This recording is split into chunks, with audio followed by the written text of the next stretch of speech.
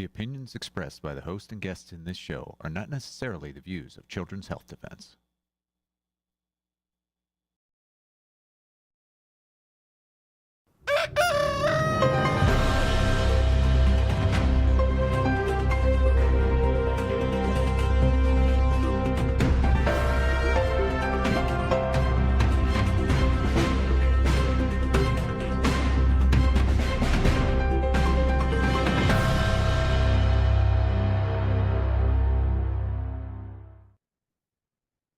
Good morning, CHD. It is Monday, May the 19th, 2025. We have a big show for you today. We're going to start in a minute with a beautiful family who lost their daughter just 4 months ago, a 6-month-old daughter, Blessings, following vaccines. It's a really important story. They're so brave to come on and talk to you live about this. And then we're going to go to Brian Burrowes. Remember Brian, who made Vax 1, 2, and 3, and his friend Dave Mays. They're going to tell you why, as dads, they have stopped or do not vaccinate their children. Then we're going to go to Mothers to Be, where Isabella Yon will be interviewing Sally Fallon on nutrition and pregnancy.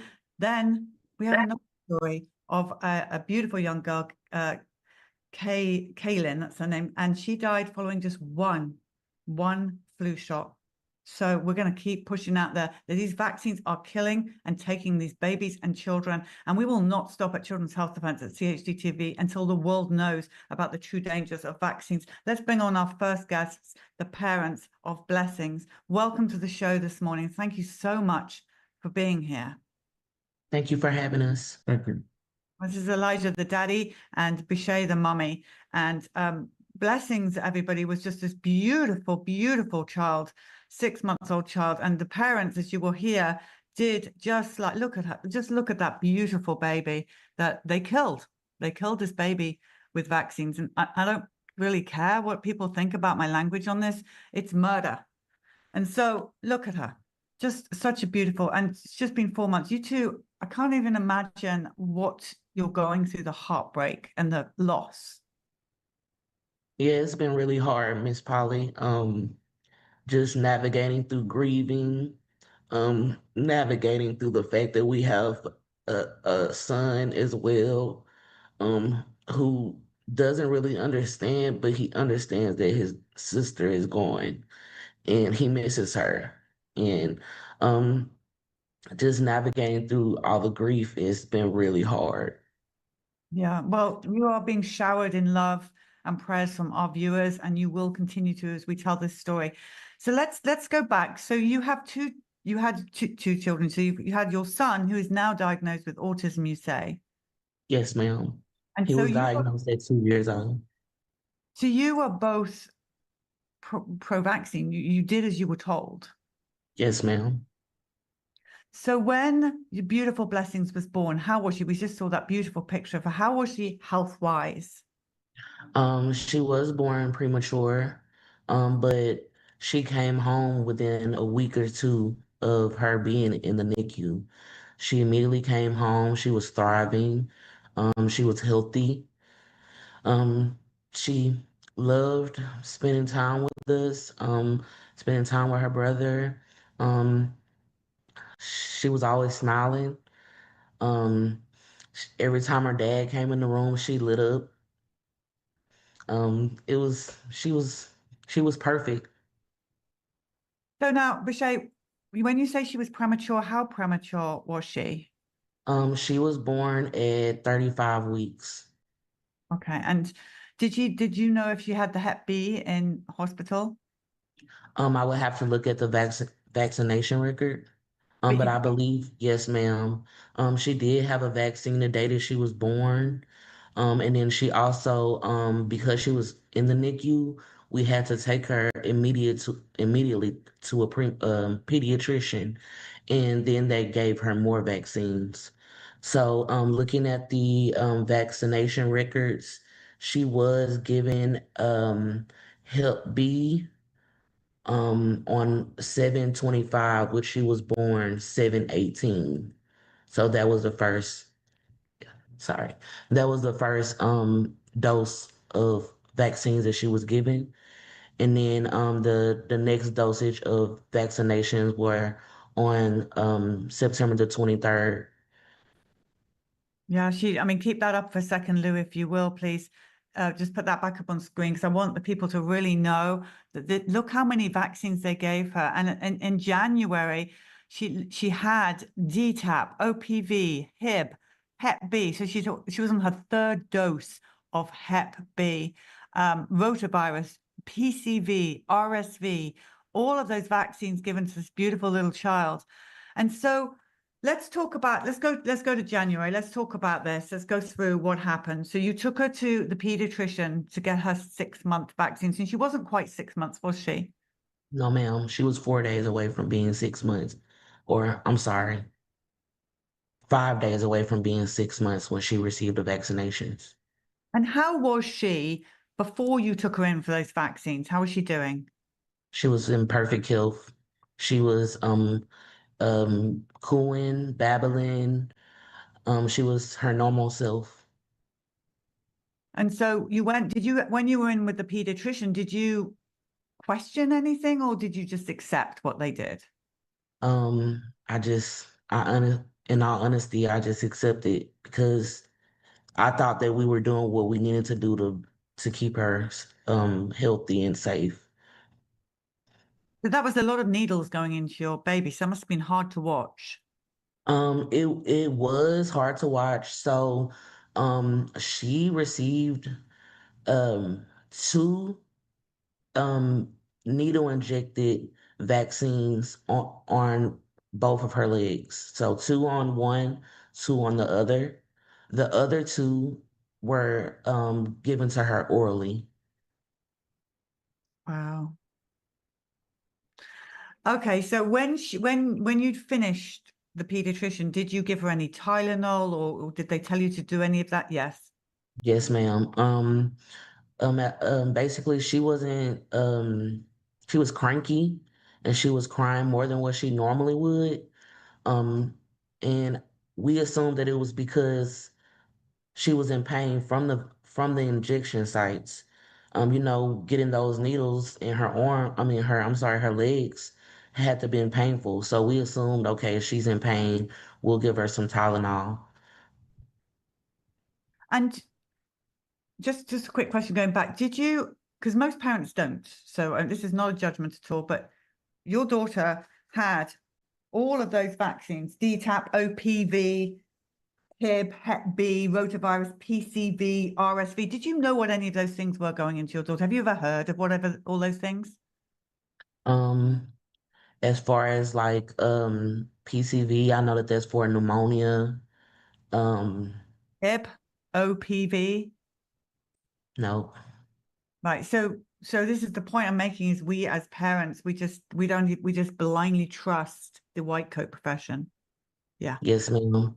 I would say, if I look back, because she got those pretty much some of this or all the same shots in September and she was fine. I assume, hey, this is what needs to be done so that she can continue to be safe and healthy. Yeah. We totally understand. This is why your story is so important. Thank you for Yes, talking. ma'am. So she's had her vaccines, she's been cranky, and so you then gave her some Tylenol. Yes, ma'am. And how did she do after that? Is this the same day as the vaccines? Yes, ma'am. This is the same day as the vaccines. She's still seemed cranky. So at that point, we just tried to soothe her. Um, Her dad rocked her to sleep and he laid her down to go to sleep. Um, I would say maybe 30 minutes to an hour later, we went to sleep. And when we woke up that next morning, that's when we found her um lifeless. Well, I'm so sorry.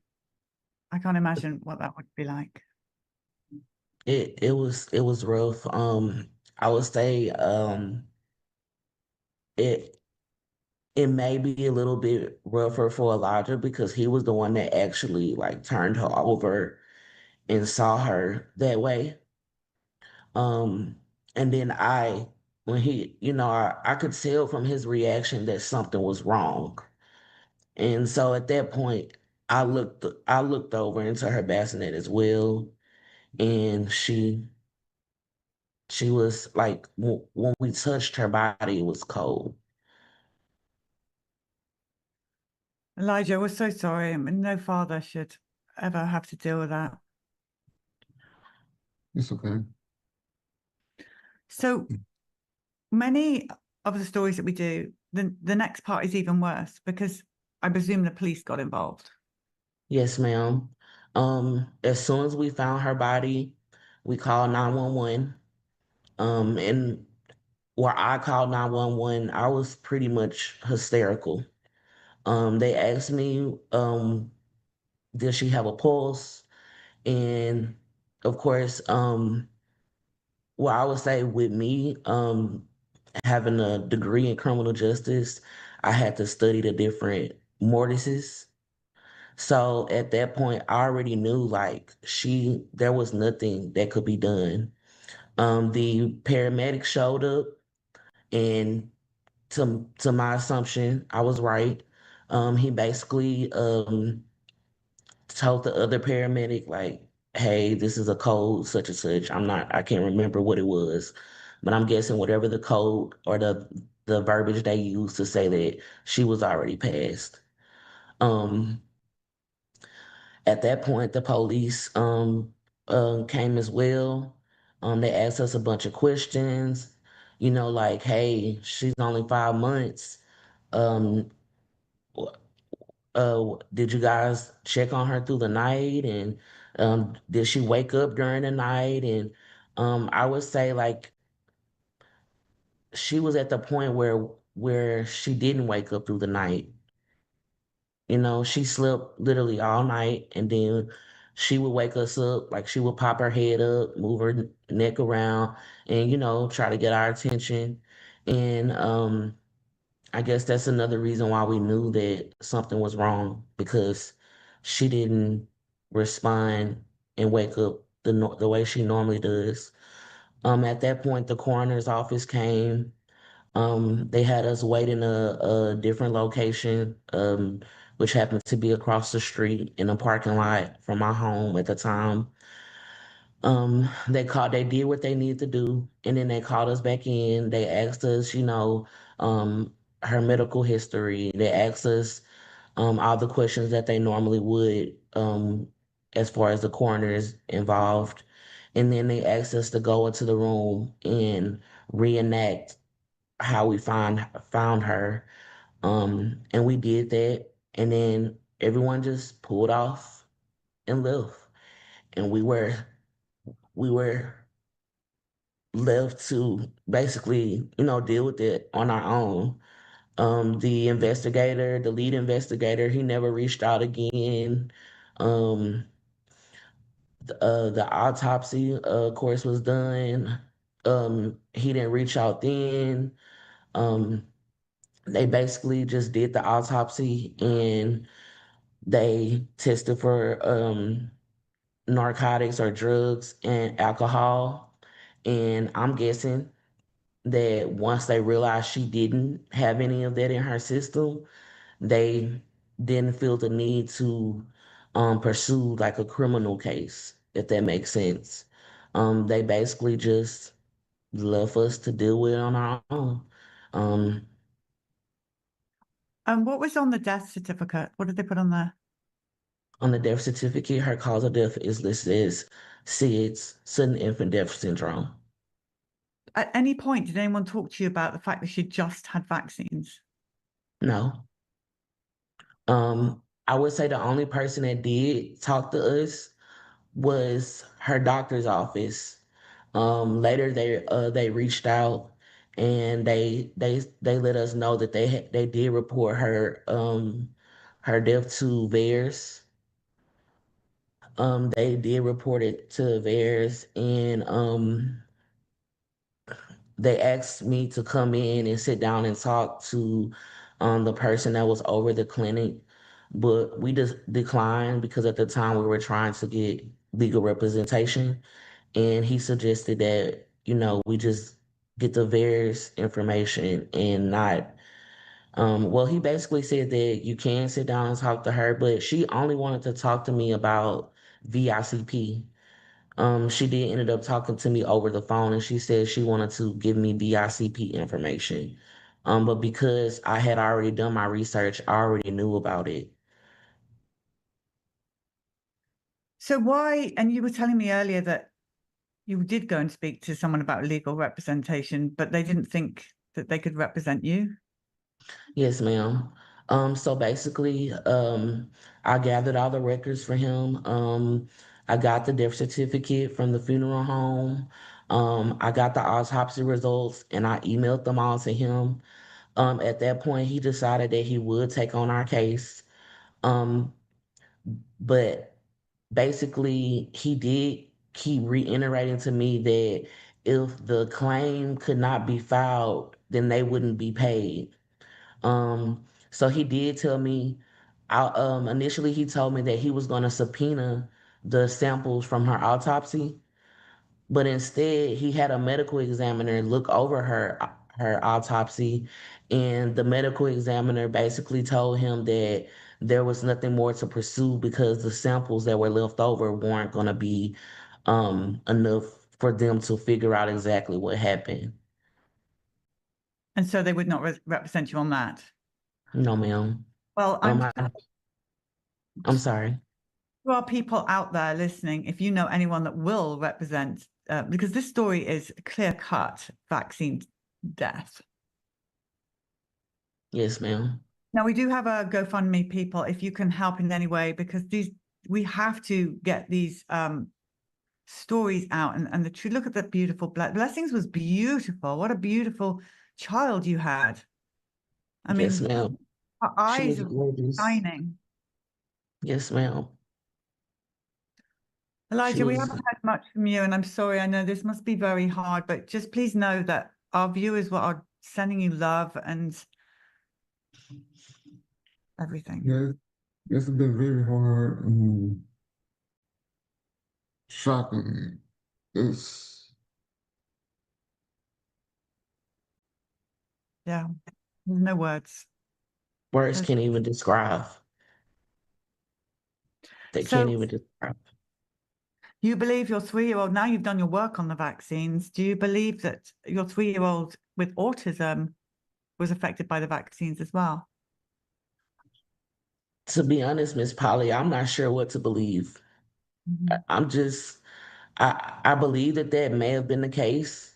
Um, but I also realized that there's only a statute of limitations of 2 years. And at this time, he's 4 years old. So is there something that we should pursue? Is, it's like mind boggling. Like, you know, did he get autism from the vaccines? I'm about 90% sure that that was the case. But I wish I had known sooner. Maybe this was a way of us, opening our eyes to see like, hey, this could have been what made him autistic. Well, Rashay and Elijah, again, we are deeply, deeply sorry that this happened to your absolutely beautiful child. And I've got a feeling that they messed with the wrong parents. And I thank you for coming on when it's only been 4 months since you've lost this beautiful, beautiful child, for your bravery.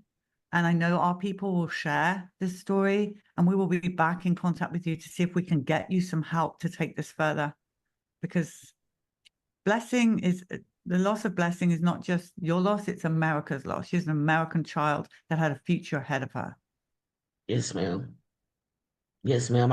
We just want justice for her. And we want to bring awareness to someone who may done their research, but they're still on the fence about what they should do.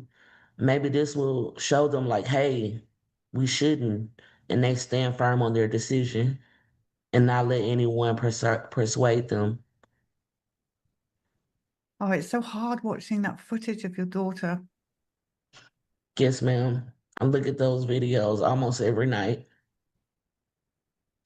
Well, the world's going to know what happened to your daughter. And again, we're so sorry that this happened. And we're so grateful to you both for coming on this morning. Thank you both so much.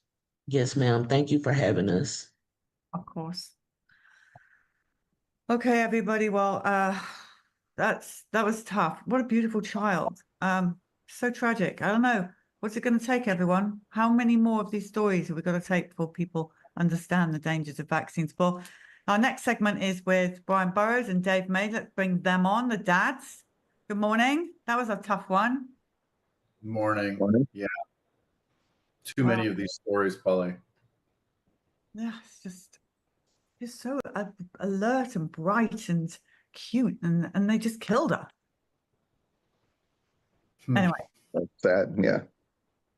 Yeah, it's a tough one. Well, welcome to the show. Welcome to CHD TV, Dave. We've not had you on before. It's nice to have you Thank on. you. All right, so this is a segment of why dads decide not to vaccinate. We need to hear more from the dads, by the way, people. So come on in. If you're a father and you've got something to say, contact us at CHD TV. So, Brian, I think let's start with you because I think a lot of people know you because of you making the Vax films. I mean, you've done such a brilliant job.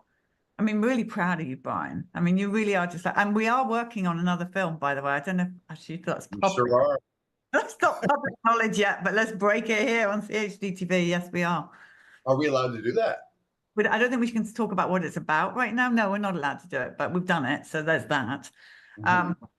Okay, so Brian, let's talk to you about Cruz, your son. He's a beautiful boy. What made you and your wife, Carrie, decide not to vaccinate him? It was, we tried for 3 years to have Cruz. We tried for 3 years to get pregnant. And when we finally got there, we were like, this kid is our one shot. We were older parents. And so we just figured, we're going to make sure that this kid's healthy. This kid is, this is our one shot at this. So let's do it right. And so I remember seeing an article, interestingly enough, in a doctor's office when I was getting my vaccine record to move to the US. I was in the doctor's office and there was a Rolling Stone magazine. And I remember seeing an article that Bobby had written, RFK had written about vaccines. So it was on my radar, but, I never really thought much about it. And then when we started looking into vaccines, I couldn't believe that there was that many more than when I had as a kid. So in my mind, I just figured, you know what, maybe this kid will get what I had, but nothing more. So maybe we'll just space the shots out. But Carrie, my wife, she believes what you put in your body is how your body runs. She always says you put bad gas in a car, the car's not going to run well. And so she believes in like organic food and not eating gluten and, just living healthy. And so she reads ingredients. And so what she did while she was pregnant was started looking into the ingredients in these shots. And I remember wheeling her in to the emergency room to deliver. And she just turned around and she said, listen, she said, he's not getting any today. And he's not getting any. And I freaked out. I was like, what do you mean any? He's not getting any? And she was like, no, this kid's not getting any. And I remember being really put off by that and was freaked out. Like, oh my God, this kid needs some, doesn't he? But, very quickly, I realized as he started growing that he was fine. The first time he got a fever, though, I will tell you that I stood over his crib freaking out. And Carrie finally came and grabbed me and said, go to bed. He's going to be okay. Like I was going to stand there all night making sure that he was fine. But, the poor kid never, ever, ever gets sick now. I mean, he just never gets sick. So we did the right thing. I think this is the best gift we could ever given him. Yeah, well, we're going to talk about how Cruz is at the age he's at in a minute, but I want to bring on Dave May now. So Dave, how many children have you got? I have 3. Okay, and so you've got a slightly different story because you're basically a vax home study. Yes, my oldest is the Um, we vaccinated him till he was 4 years old, and then he had a reaction to the MMR shot at his 4-year-old wellness check, and then so he got that in May, and then in July and August we started seeing him react to. He had a reaction to it at the site that when he got it, and then a couple months later he started wetting the bed and multiple times a night, which he never did before, and had just always just drinking. So we took him to the doctor, had him check him, and then he was diagnosed in September of 2006 with type 1 diabetes. And so my daughter, who's 2 years younger than him, was 2 at the time, and at that point we'd stopped vaccinating from that point forward. We just figured we needed to figure out what was going on before we allowed anything else to be in their bodies that would compromise them, I guess. And then, so my daughter, which was 2 at the time, has not been vaccinated since she was 2. And then in 2009, we had our 3rd child, and he's never had a vaccine or a shot in his body ever. So that was kind of the rundown of our story.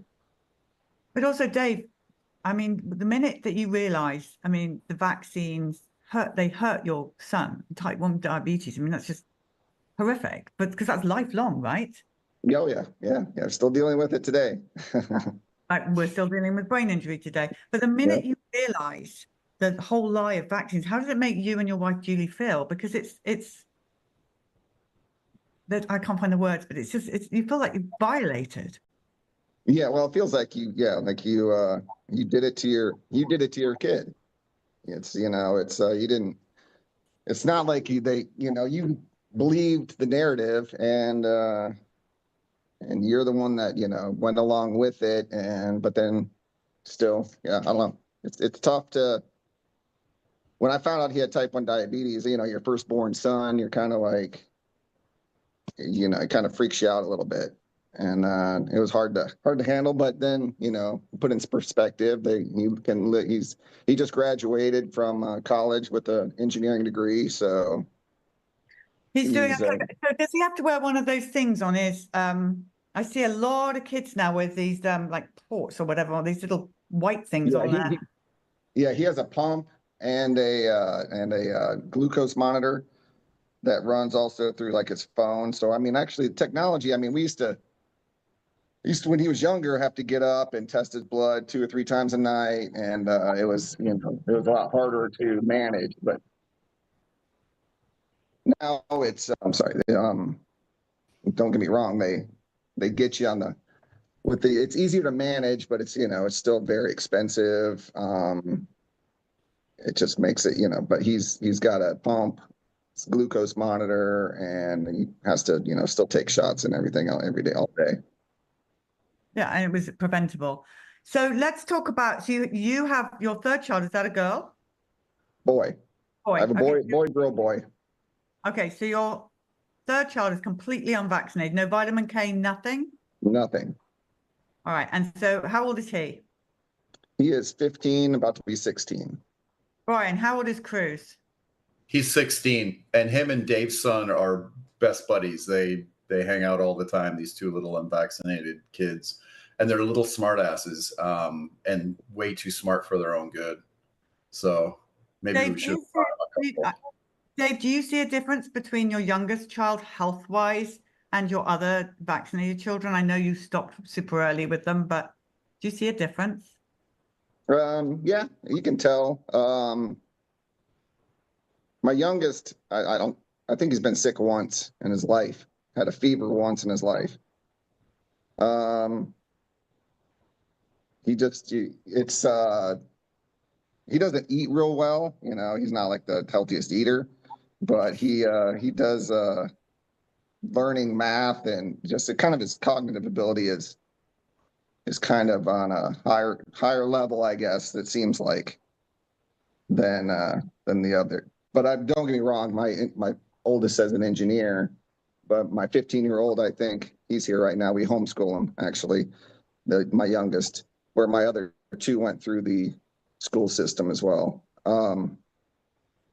But his math skills are on par with his older brother at 23, and he's only 15. So it's kind of funny. Not as close, but he's, it's kind of funny. But this is what the thing that nobody speaks about. Okay, we talk about health the whole time, but I put it out there that the unvaccinated are brighter than the vaccinated. Brian, what would you have to say on that? I don't mean this. I don't have an unvaccinated child, so there's that. But I just think they are. Definitely. It's interesting. My mom and dad are here from Toronto right now, and they've seen a difference in my son and their other grandchildren. And my mom constantly is talking about how bright Cruz is, and he argues like a 25-year-old lawyer. Carrie and I always have to take timeouts when we're getting into arguments with him, and we'll do a sidebar and say, okay, he's right, but we're not going to let him get away with this. I mean, he's and the thing is, he's not special. He's just unaffected. He's just like untouched by, toxins in his brain. He's just very, very, very sharp, And I think there's something to that. I mean, you get enough toxins blasted into you as a little kid, it's going to affect you, not just your health, but it's going to affect you mentally as well. Dave and Brian, two dads, which is great, talking about this. What would you say to those young dads out there, both of you? We'll go one by one. We'll start with you, Brian. What would you say to those young dads, or the young Dave May, or the young Polly Tommy, whatever? What would you say to us as we do not know, just like those poor parents, Elijah and Boucher, who did not know that these vaccines could kill their daughter? What would you say to them, knowing what you both know now with your healthy, grown-up children? I tell everybody not to vaccinate. That Cruz is an example of that, and it's interesting because I was the one who wanted to get him vaccinated, and my wife just stayed the course, and thank God for her, because he probably would have gotten vaccinated. The whole do your own research. It's hard to do research now because of the censorship. So that's why shows like this are amazing, to get the word out there that there is an alternative. There's a different way to go. You don't have to follow the medical model. And also, Dave, people are afraid, and Brian, people are afraid of the diseases. So that's one thing not to vaccinate. And that goes, aren't you scared about getting measles? What if your child gets mumps or diphtheria or whatever that they throw at you? Are you afraid, Dave? Yeah, it's hard to get over the narrative and the fear. I mean, I still tell my cousins and my nieces and nephews, and don't get me wrong, they still, not all of them, but most of them still vaccinate, and you try to inform them as much as you can. But the propaganda is rough. It's rough. It's hard. And even now, every once in a while, he's, when he gets sick, when they get sick, you still think, well, is it something that a vaccine could have prevented? But then you kind of think rationally, and you're like, I don't know, my rational, I guess. It just that it's the narrative was pushed to manipulate, and so you just got to get over that and kind of move on, and hopefully think about it, be smarter than that. Are you afraid of measles, Dave? Are you afraid that your son may get measles? No. We used to have, I grew up, it was, you'd have, measles, but not parties, but somebody come home with measles, they just had the measles when in the 70s. You would have the chicken pox parties, and all that kind of stuff. I'm not worried about measles. I'm more probably worried about what they, really what they create more than what they naturally what you can get. I'm actually terrified of the measles, Polly. I don't want to go anywhere near people that have the measles. Okay, that's Brian's sarcasm, people. Brian traveled with me to the Mennonite community, and it was quite funny. Can we talk about the car journey? And quite funny. I said to Brian, I've had measles. So I've had measles. I said to Brian, have you had measles? No. Okay. Have you had the MMR? He goes, let me call my mom. Yeah, we called her from the car, and she said, oh, yeah, you haven't had the measles. You've had the MMR. You've had multiple boosters as well. My mother got us stuck for literally everything. she's compliant mom. And yeah, we were laughing really, really hard. We were laughing. I think Brian's face when he realized he'd had more than one MMR. But anyway, you didn't catch the measles. And actually, but everybody, measles is a lot more difficult to catch. They say it's a highly contagious disease. Well, actually, it's not, because I come from an era where it was really hard to catch measles. You had to stuck little lollipops and pass them around to even try and catch it. And even then, you didn't catch it. And anyway, It wasn't that bad, was it, Brian? Those kids were fine. And again, let's just tell the world, in case people are freaking out at us right now, those 2 girls did not die from measles. Nope. That was, again, the hospitals, medical malpractice. It was they messed up. What I found amazing about being out there with you and Brian, Polly, was that nobody was worried. Nobody was in there.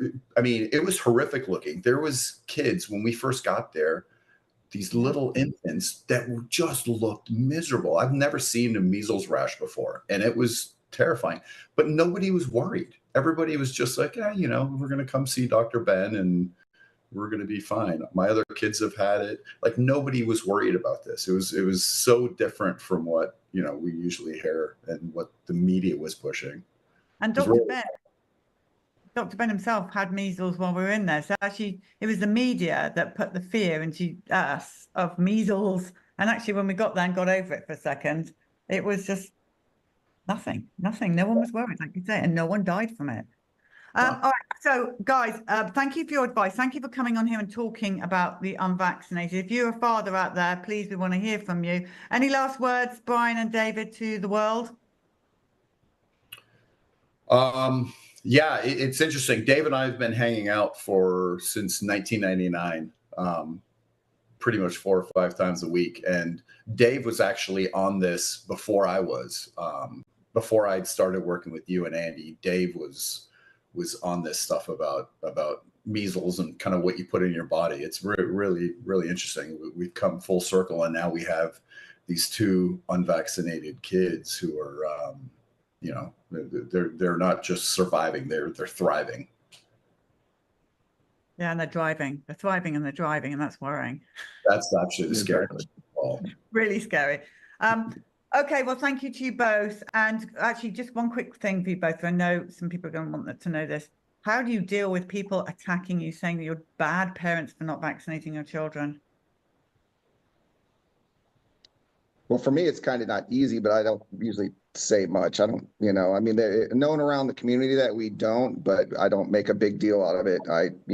If they want to know something about it, they ask and I tell them, and then I just move on, kind of thing. I don't push the narrative. If you got to kind of, you try to I give them Brian's or the Vax videos and send it to them. If they watch it, they watch it. If they don't, you can't force people. Right. I don't think. All right. Well, yeah, our kids are examples. That's it. We don't have to really say a whole lot. Our kids are kind of examples. They're doing just great. All right. Well, so exciting times, people. We are working on actually 2 documentaries that are going to be coming out, one this year, hopefully, and one next year. So again, that is breaking news. But hey, gotta have a bit of fun on this show. Thank you, Brian. Thank you, David, and love your wives. And thank you for coming on and talking about your healthy, unvaccinated children. We do appreciate it. Thanks, Polly. See you soon. Thanks, Polly. All right, everybody. So now we're going to hand the show over to Bella, who's going to be interviewing Sally Fallon for Mothers to Be. And then, sadly, we have another tragic story of the death of a beautiful child from the flu shot. One flu shot is all it took. So it's goodbye from me for today. I'll see you tomorrow. Pray big, everybody. Stand firm, never settle, and big love from us all. See you tomorrow.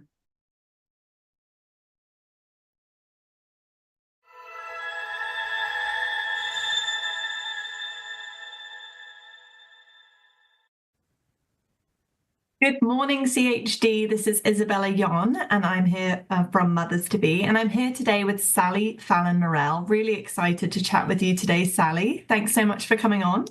Thanks for having me. So today we're going to be diving into all things diet and pregnancy. A lot of our audience are young mums who are either starting to think about conceiving or are pregnant or even postpartum. So my first question to you is, how can diet impact fertility when people are first starting to think about conceiving? How can diet impact that and play a role in Well, that? absolutely. In malnutrition will lead to infertility. And it's not the kind of food you're eating there. It's rich animal foods. It's butter, eggs, liver. Fish eggs was a fertility food. It's kind of caviar and pate diet. And what Dr. Price discovered in his studies of traditional people was that they all had a period of special feeding at least 6 months before conception for both the man and the woman. They did not think their bodies were ready for pregnancy, the mother's bodies were ready for pregnancy, or the man could make a healthy baby until they had this period of special feeding. And it was very nutrient-dense feeding. So take, for example, liver. That was a sacred food in most of the cultures that he looked at, and that's the most nutrient-dense food there is. It's the highest food in fat-soluble vitamins, B vitamins, minerals, and that was considered very important for having healthy babies. Amazing. So you say 6 months. Is that a minimum prior to? That is the absolute minimum for people who already have had a good diet. But if you have been eating mostly processed food, if you've been a vegetarian or a vegan, we recommend 2 years of this diet before you have a baby. It's worth waiting for. It's worth building up your nutritional stores before you get pregnant. Yeah, wonderful. Thank you so much. And are there any signs or symptoms that women may be experiencing when they are ready to conceive? Is there anything we should be looking for? Well, they should be robust and healthy. They should, everything should be working. They should have plenty of energy, good weight, not too thin, but not overweight also. Yeah. Wonderful, wonderful. Okay, and so moving on to pregnancy. Now, I know you speak to raw milk and you spoke a lot about liver, which is wonderful. What would you say to mothers who have been told that these foods are dangerous in pregnancy? I know there's a lot of fear out there. Yeah. Change your doctor. Your doctor doesn't know what he's talking about. I would suggest that if you want to have a healthy baby, you contact your local chapter of the Weston A. Price Foundation, and they can certainly tell you who the good pregnancy doctors are in your area, help you find a good doula for, the delivery, help you find raw milk, because raw milk is a very important part of our pregnancy diet, help you find the farm foods that we are talking about. So your local chapter can do that for you. Okay, wonderful. Would you mind sharing how people can find their local chapter? I'm sure moms would be really interested. So go to our website, westonaprice.org, westonaprice.org. And on the right-hand nav bar, it says Find Local Chapters. I think it says Find Food in Local Chapters. And we have over 400 chapters worldwide. So there ought to be somebody near you. Wonderful. Thank you so much. Oh, perfect. There we go. I did want to touch also on the topic of gestational diabetes. I'm seeing it as a lot more common in our society nowadays. Do you think that, our modern diet may be playing a role in that?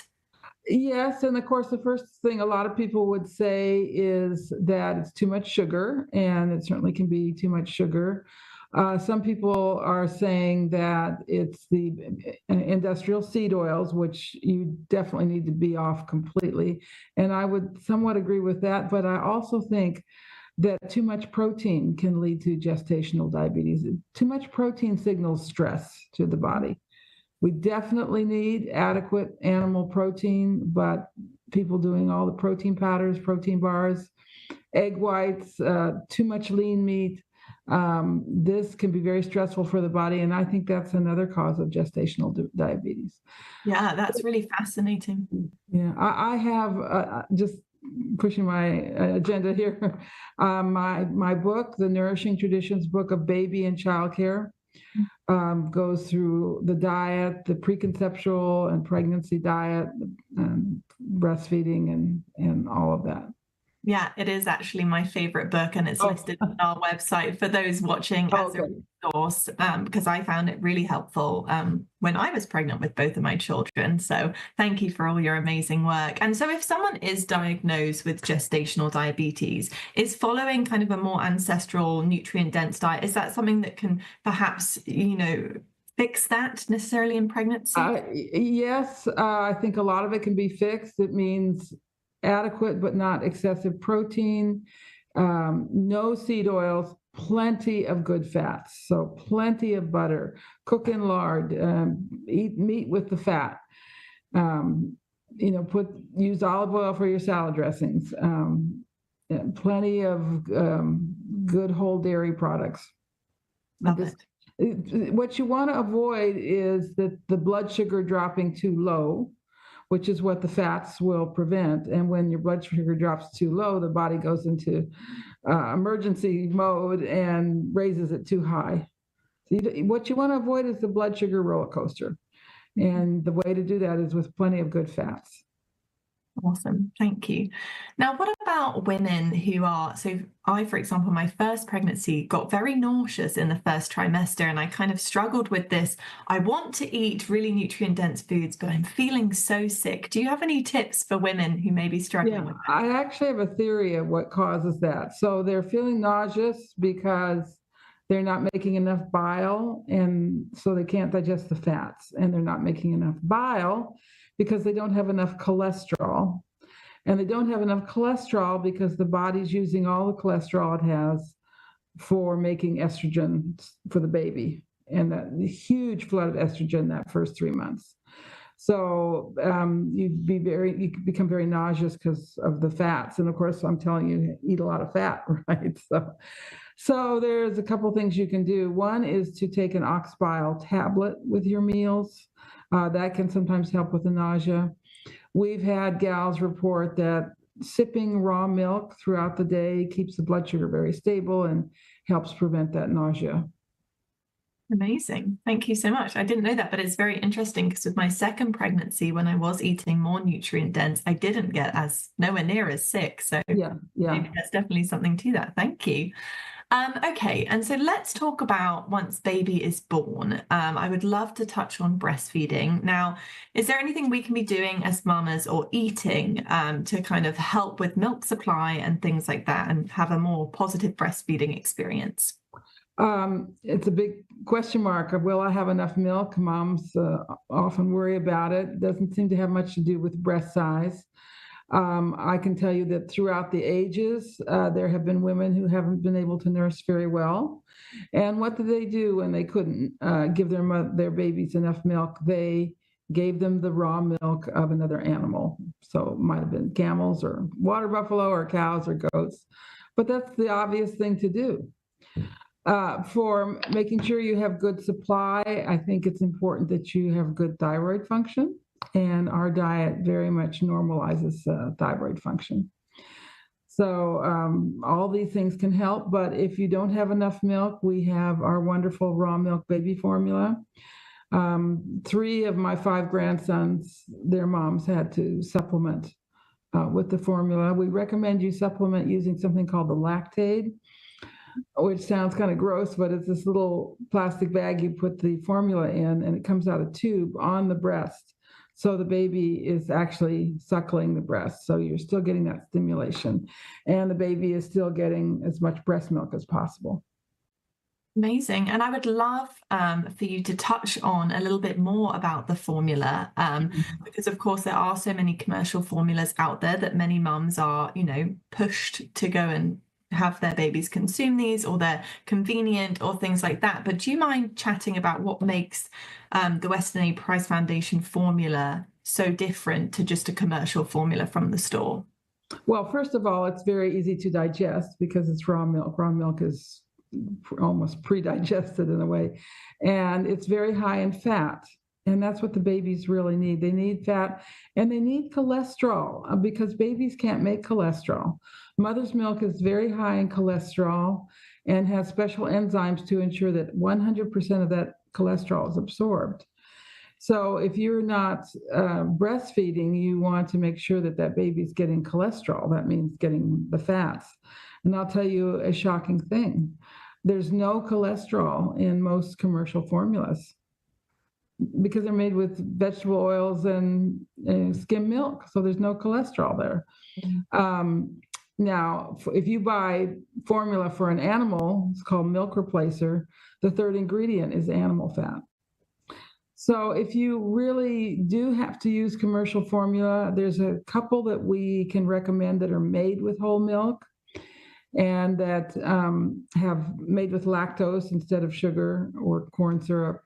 And then we recommend adding an egg yolk to the formula along with cod liver oil. Amazing. I love it. And what about for babies who might be, need to be dairy free for one reason or another? Do you have any alternatives that mothers can? Well, first of all, do they really need to be dairy free? I mean, what's making the baby upset in the formula? It could be any of the ingredients, including the synthetic vitamins. Anything with pasteurized or heated milk can make the baby upset. So I would first definitely try our raw milk formula. Most babies thrive on it. We've had at least 20,000 babies do very well on this formula. But we do have an alternative formula if the baby really can't tolerate the milk, and that's one based on liver. It's liver and broth. And what's interesting is Gerber used to make a liver formula for babies who couldn't tolerate the milk formula. Wow. They don't anymore. Yeah, I'm sure not. Now it's all. No, now they want you to give your baby soy formula, which is the kiss of death. Yeah. Do not give your baby formula, soy-based formula.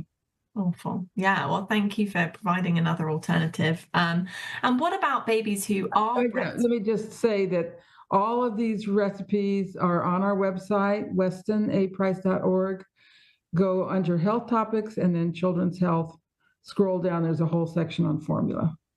Amazing. Thank you so much. I'm sure a lot of mamas will find that really useful. And what about babies who are breastfed? What is a good age to start introducing raw milk? Raw milk or start weaning? Just raw milk. I know. I think, you can breastfeed 2 or 3 years if you want to. What we are concerned about, though, is exclusive breastfeeding for more than 6 months, because baby at this point needs iron and he will become anemic only on mother's milk. Hopefully you've given him all the cord blood. That keeps his iron levels up for 4 to 6 months, but around 4 to 6 months, and this happens in every traditional society. No traditional society exclusively breastfeeds after 6 months. So we recommend starting with egg yolk and pureed liver. And then also, if you want to gradually wean him from breast milk, you would give him just raw cow's milk or raw goat's milk. Amazing. So this is starting at around 6 months of age? Yes. No later. I've seen so many anemic babies of moms so proud that they're exclusively breastfeeding, and you're not doing your baby any favor to withhold iron-rich foods at this point. Yeah. Well, thank you. And what about slightly older children or just children who come across as a little bit picky? Do you have any tips for moms working with picky eaters? Yeah, my kids, I had some picky eaters too. I think my solution was just put butter on it, and then they'll eat it. Nice. But I think it's, especially when they're little, you want to make sure that they like what they're eating. You can't force a baby to eat something. Use salt. Salt will help a lot. Use butter. And babies do need salt. This is one of the other crimes of the conventional medical system, is they tell you to withhold salt from babies. And they need salt for the development of their brains, and they need salt to digest their food. Yeah. Is there a particular salt that you would recommend for mothers to be giving their kids? Yes, well, we recommend unrefined sea salt, because when they refine it, they put aluminum in it. And we also get situations where they get too much iodine, because iodine's been added to the salt, and then that's not good either. No, yeah, thank you. And what about, speaking of sourcing, sourcing in general, things like raw milk and meats, how can people, find the best of the best quality wise for kids? Well, that's the local chapter. Every local chapter is required to keep a food resource list so that you can find what you're looking for and find raw milk, find pastured eggs, find soy-free meats. So contact your nearest local Weston A Price Foundation chapter. Okay, amazing. And in terms of grocery stores, if people can't find local farms, is it okay to get meats and things like that from local grocery stores? What should we be looking for label-wise? Yes. So first of all, in some states, it's about 15 states you can get raw milk in stores. But a lot of places have organized deliveries, food groups, food clubs that deliver raw milk and grass-fed animal foods. But things have really improved over the last few years. My closest source of food is the local Food Lion, but they have grass-fed meat there and grass-fed butter and grass-fed eggs. So things are getting better. Amazing. So people can find stuff locally if they're struggling. And, you don't want to be obsessive about this. Just do the best you can. I love it. I love it. I think that's a really key message for mums who might be, with you need to relax. You need to relax. Yes, because the stress isn't good either. No. Amazing. So, for mums who may be, in their pregnancy journey or have kids already and feel like, gosh, I've done all of these things wrong. Is it ever too late to start adopting this way? I'm very aware that moms learning this information, which is so different from what they've normally heard, there can be a big guilt trip, and you mustn't let that happen. We all did things wrong. I did things wrong, and some of them make me cringe when I think about them. So you just pick up and move on and do better, and you'll see, that you can always get an improvement in your children's health, and sometimes a big improvement by just switching over to what we call the Wise Traditions diet. Thank you so much. And just to close, Sally, what's kind of your one key takeaway that you would share with mums to be, which is our company? Eat lots of butter. Butter is the ultimate fertility food. Amazing. Amazing. And just to close, where can they find all of this amazing information? Again, westonaprice.org. Go to Children's Health, and you can see it's Children's Health. See over on the right-hand side there. And there's many, many articles. And then also my book, The Nourishing Traditions Book of Baby and Child Care. Amazing. Sally, thank you so much for your time today. This was so helpful. And I'm sure many mamas, just like myself, would just love to use all this information. So thank you. Well, we do have a conference coming up October 17th through 19th in Salt Lake City. Go to our conference page. You can get there from our website. Amazing.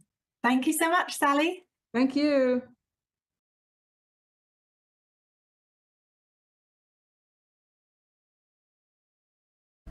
Yeah, we're live now. Can you tell us your name, please? I'm Nicole Sabins. And you are? I'm Brooklyn Madden. How old are you, Brooklyn? I'm turning 16. Just about to turn 16. Okay, how many children do you have? I have 7. And where do you come in that? I am the third oldest. Third oldest, okay. All right, this is a story about your daughter. Can you tell us her name, please? Kaylin Madden. And how old was she when she died? 7. 7. And how long ago was that? Almost 11 years ago. Okay. So can you tell us what happened? She had her flu shot on December 2nd of 2011, and by December 6th, around 10 a.m., she was pronounced dead.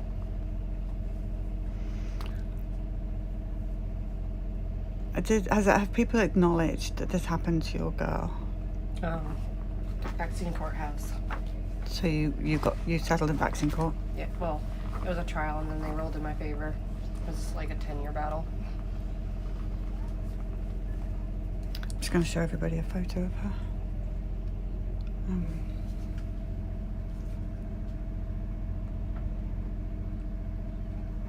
1 flu shot.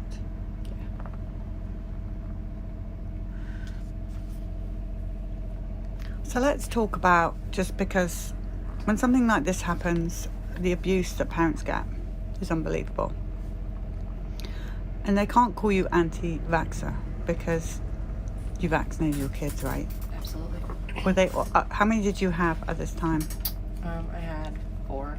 And were they all up to date with their shots? Yes, they were. Did you have any reason to ever question? No. So when you took her in, did they alert you that she needed a flu shot? How did it work? We were at her 7-year well child checkup. She got a full bill of health. They said, do you want our flu shot now, or do you want to wait till we have our flu clinic? And I said, we might as well do it now. We're here. We got the flu shot, and the next day she started getting a little sick, and then she got sicker and sicker, and then on the 6th she passed away. In her bed?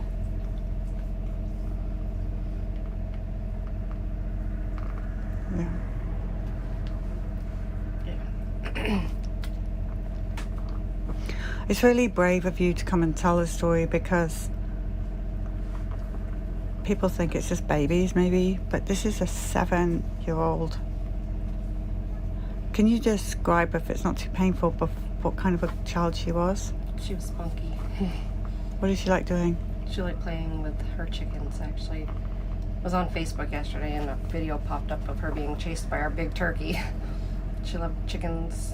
She loved being outside. She liked 4-wheelers. She liked doing crafts with sister. It's super hard for you. I'm so sorry.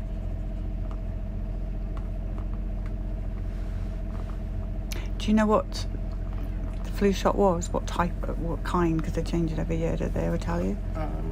They told me, but I don't remember. And how did they say this happened? I mean, what in it did this to her? Did they give you any explanation? Or? No. In here it just says that there's 51 pages. And what's this? This is from the court? Yep. And at the very end, of course I don't have the last page. It just rules in our favor that they couldn't prove that the flu shot didn't have anything to do with her death. And what were the symptoms after you say she got ill? Did she get like flu-like symptoms? She had a headache. That's how it started. She ended up getting nauseous and throwing up. So flu-like symptoms. And it eventually, from what I've been told, from like autopsy reports that have been read, that it pretty much attacked her organs inside. Whoever knew this? Did they ever give you informed consent? Did they ever tell you that there is even a possibility that this could happen? They give you that quick, cheap pamphlet that they hand that no one ever reads. And it affects everybody deeply. Ruins their life. Yeah.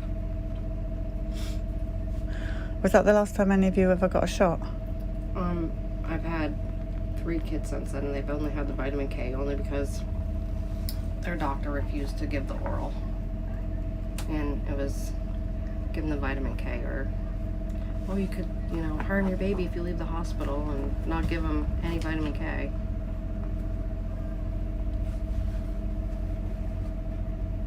Well, like they did with your daughter.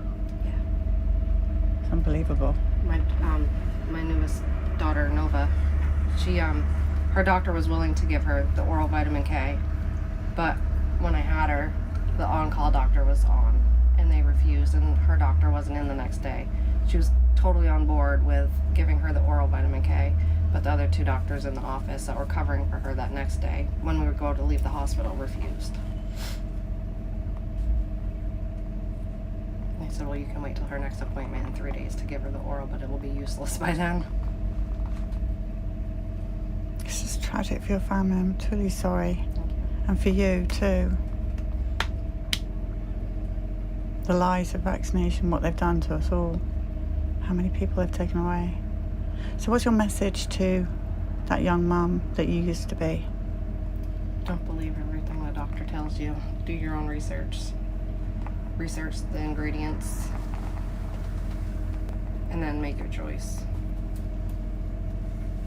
And what do you say to Well, we've interviewed so many people that have lost their babies or their children. How do you help them with the pain? Do you have any advice? Because the grief out here on the roads of America is intense. They say it gets better. Some days are easier than others. But most days are hard. The little things that remind you of your babies.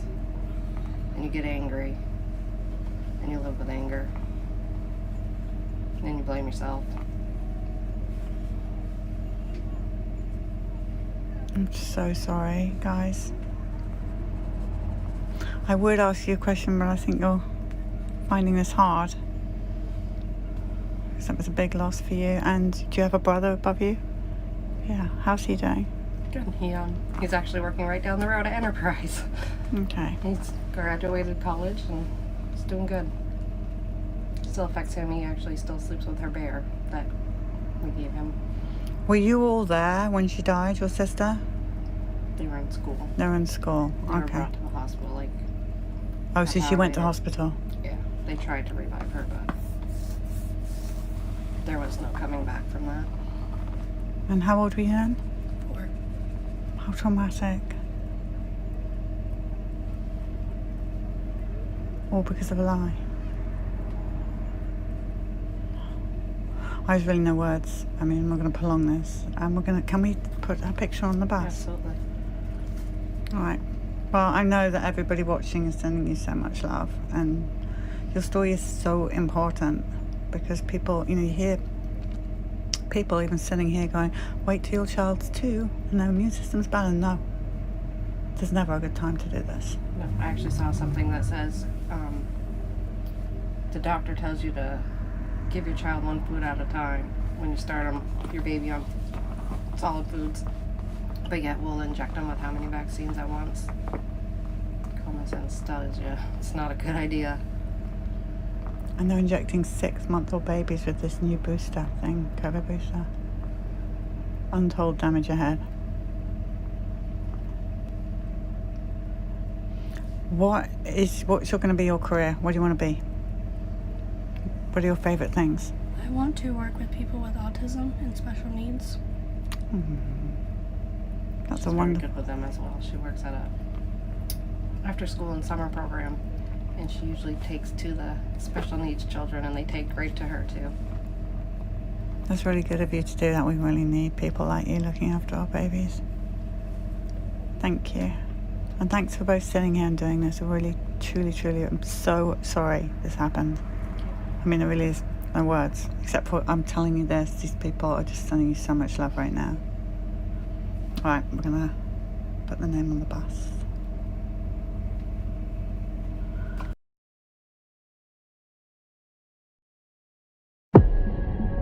In June of 2000, behind closed doors at a secluded retreat in Georgia, top scientists, government officials, and pharmaceutical executives met in secret. Their mission? To discuss alarming new data. Data that showed a strong correlation between mercury in vaccines and neurodevelopmental disorders. Officially titled Scientific Review of Vaccine Safety Data Link, this would later be dubbed the Simpsonwood Meeting.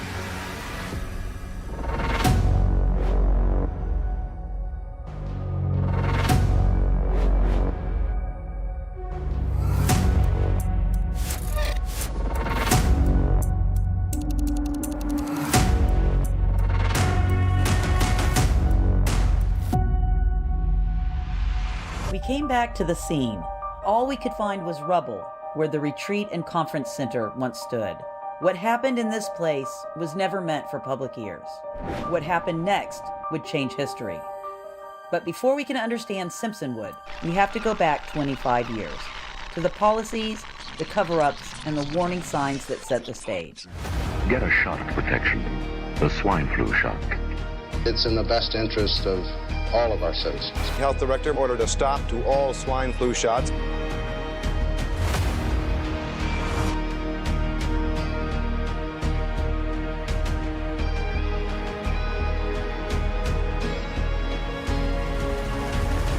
to grasp its full consequences, we must examine what has happened in the 25 years since.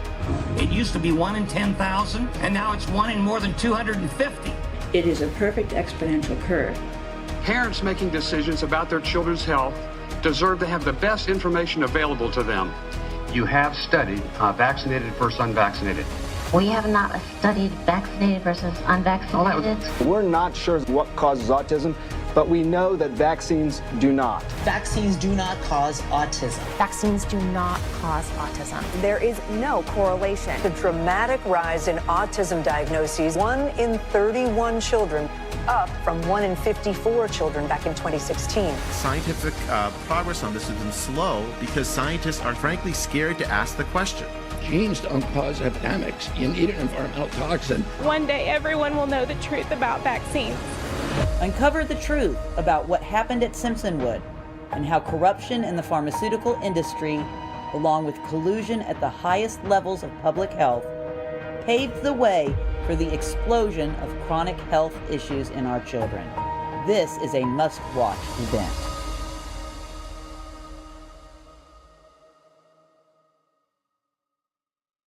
Autism destroys families, and more importantly, it destroys our greatest resource, which are our children. Robert F. Kennedy Jr. pledged to find out what is driving the country's rise in autism. Compiling medical records from a number of databases. He'll direct resources to study environmental factors, exposures, and external factors. Scientific progress on this has been slow because scientists are frankly scared to ask the question. Genes don't cause epidemics. You need an environmental toxin, and we're going to look at all the potential culprits. With no a priori thumb on the scale, you can't look at that. Yeah. I'm very grateful to the Secretary for finally saying from an important public platform that this is an epidemic and we need to find the causes and we need to stop it. Other issues CHD has been pushing for years are finally gaining mainstream traction. Today we're announcing we are removing industry members, pharma members from FDA advisory committees. We're seeing reports that you're considering removing the COVID vaccine as a mandatory shot for children. The recommendation for children was always dubious. The vaccine itself does have profound risk of myocarditis, pericarditis, even strokes. Very, very, very, very few people are still taking these things. In that sense, the mRNA vaccines for COVID in the marketplace are effectively dead. We are working together to change the federal fluoride recommendations, and we're looking at the science now. There's a direct inverse correlation between fluoride exposure and low IQ in children. Health officials announced plans to phase out 8 artificial dyes from our food supply. The FDA is effectively removing all petroleum-based food dyes from the U.S. food supply. We don't have a surveillance system that actually works, and that is a crime. And we will do that right away. And I understand the perverse incentives that need to be changed right away. When there's a political will to answer a question like this, it will happen. We're going to change things for real.